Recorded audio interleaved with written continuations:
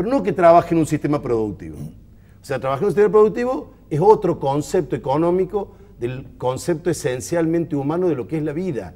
Y la vida a edades muy avanzadas. Yo creo que se tiene que dar ese debate. ¿Por qué? Porque cambia la demografía. Pero antes tenemos un debate mucho más urgente, que es cómo se asiste sanitariamente a los adultos mayores. Y una vez que resolvamos eso, una vez que resolvamos que los aportes previsionales permiten una vida digna, bueno, discutamos cuál es la edad jubilatoria. Pero hoy es una urgencia sanitaria. Te escuchaba decir que no bien se jubila, esa persona muy probablemente forme parte de aquellas personas que en nuestro país están por debajo de la línea de la pobreza. Absolutamente. Esto lo marcaba un periodista. Me dice el periodista, hoy una persona en Córdoba se jubila y automáticamente entra por debajo de la línea de pobreza, porque el aporte previsional ya lo pone en la línea de pobreza, y con la pobreza vienen las enfermedades. ¿Por qué tanta mortalidad por frío? El frío no es asesino, digamos. El frío no mata por igual a cualquiera. Afecta a los sectores más pobres, a los que viven en condiciones de pobreza. La mortalidad por frío sucede en la gente que vive en condiciones de indigencia, de marginalidad, que ni siquiera tiene gas natural, que se calienta quemando basura porque no accede a la garrafa.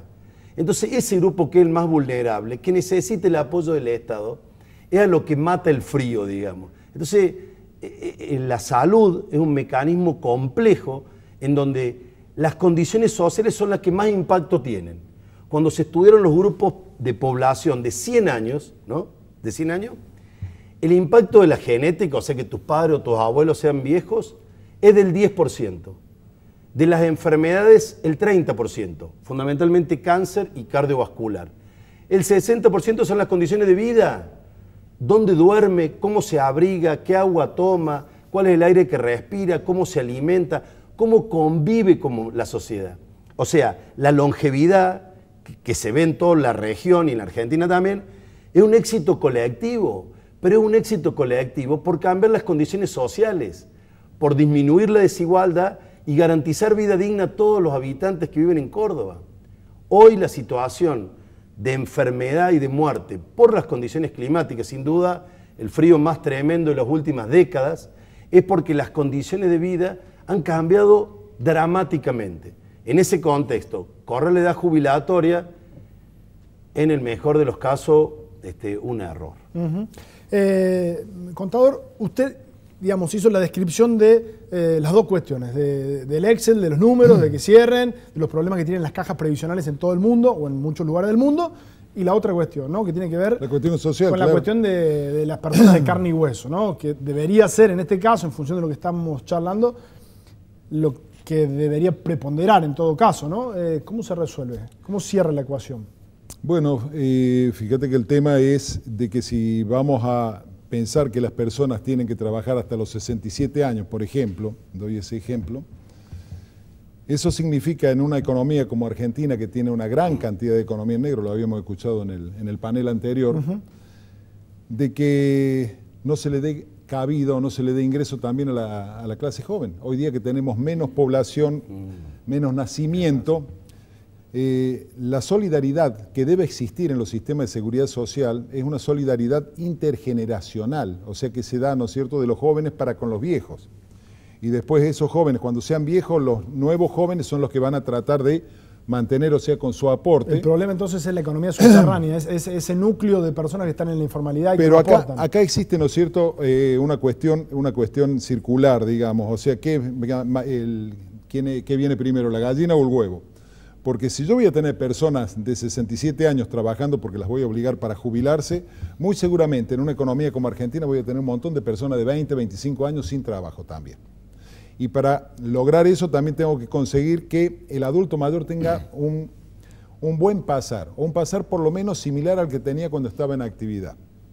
Debemos, con la previsión social y con la seguridad social, debemos darle cobertura para que tengan un nivel de vida medianamente aceptable. Acá, como decía el doctor, lamentablemente cuando uno llega a jubilarse pasa a ser, ¿no es cierto?, una clase, ¿no es cierto?, ya indigente prácticamente, porque tenemos casos de jubilados eso, ¿no? que cobran, pero cobran por debajo de la mitad. Para que cuando uno Cobran, termina, a veces La cobran por mayoría de los debajo de la adultos mitad. mayores no vive de lo previsional. Tiene el aporte de la ayuda de la familia, la ayuda de los hijos, o tiene un ingreso de un alquiler, pero digamos, es práctico. Nadie vive del aporte que cobra la jubilación. Es una cosa Sí, que se va en medicación y servicios. Lamentablemente la realidad nos dice también que el adulto mayor cuando se jubila tiene que seguir trabajando. Totalmente. Y de hecho que trabajan. Totalmente. Ahora, si ya lo obligamos también a trabajar y a no tener ese otro ingreso que podría ser la jubilación, lo que estamos haciendo es directamente destinarlo a la indigencia, ¿no es cierto?, a la pobreza ya supina, ¿no? Un aspecto interesante es que quien plantea el corrimiento de la jubilatoria es el delegado del PAMI. El PAMI es el Programa de Atención Médica Integral, que atiende a adultos mayores. Entonces ahí hay un nexo entre política y salud, que es indisoluble. Los médicos, cuando nos equivocamos, le puede costar la vida al paciente. Pero cuando uno dispone políticas que afectan las condiciones sociales de la población, también tiene un alto índice de impacto en la salud, en la enfermedad y en la mortalidad. O sea, implementar políticas desacertadas que impactan sobre las condiciones de vida de los sectores más vulnerables se traducen en mayor enfermedad y mortalidad. De la misma manera que cuando los médicos nos equivocamos en un diagnóstico y damos un mal tratamiento, podemos ocasionar la muerte a un individuo solo.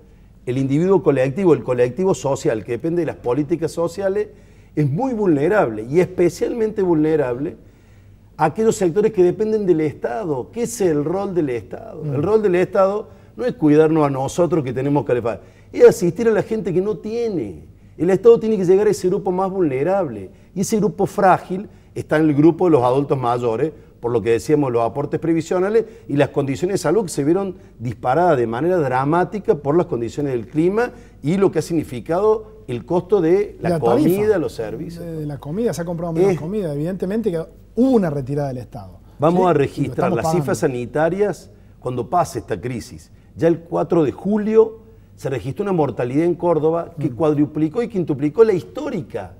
¿Qué pasó? Entonces hay que pensar que hay una vinculación estrecha entre políticas públicas y salud. ¿Dónde? En los sectores más frágiles, adultos mayores. Por eso a uno le generó cierta consternación que el presidente del PAMI, en vez de preocuparse por la salud de los adultos mayores, promueva el corrimiento de la edad jubilatoria. Preocupa. Sí, a mí, perdón, me suena un globo de ensayo. Yo creo que el que sale a hablar de este tema es el presidente del PAMI y no el del ANSES, no el director del ANSES. Yo creo que de esta forma se justificaría a lo mejor una mala opinión y de esa forma también vemos qué es lo que opina la sociedad.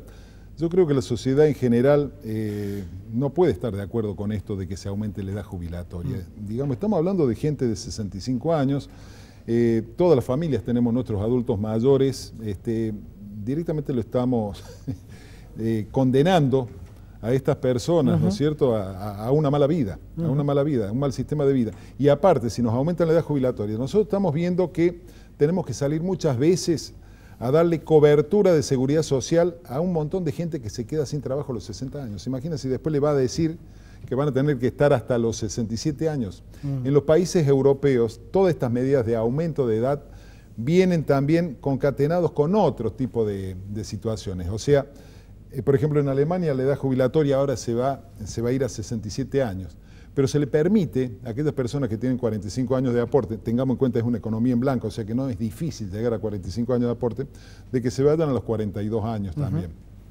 Y en general todos estos países tienen un pensamiento distinto. Ni hablemos de Japón, por ejemplo, ni hablemos de Cuba tampoco, que tienen políticas especiales para la tercera edad. Allá son considerados nuestros adultos mayores como venerables y acá son considerados como cosas en desuso.